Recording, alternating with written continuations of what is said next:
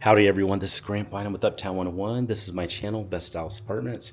And so, hey, listen, we're looking at the Dakota. This is a 2 bedroom and it's the model. So let's take a look at it. I'm excited to show it off to you. We've got probably 2 videos that we need to see because there's a lot to see here. So let's walk through here. This is the living room. This is over 1,200 square feet. This is very, very big. It feels so fun. It feels almost like a home. There's a lot of entertaining space here.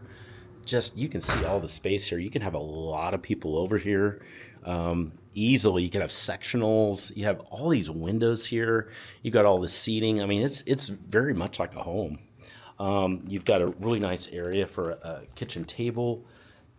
That's a fun table, by the way. I love that table, but I mean, just look how big it is. It's really, really cool. This is the kitchen too.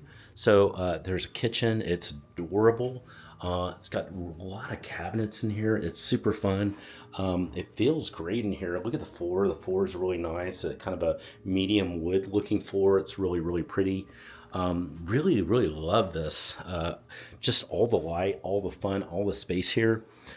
So this is going to be the part 1 video.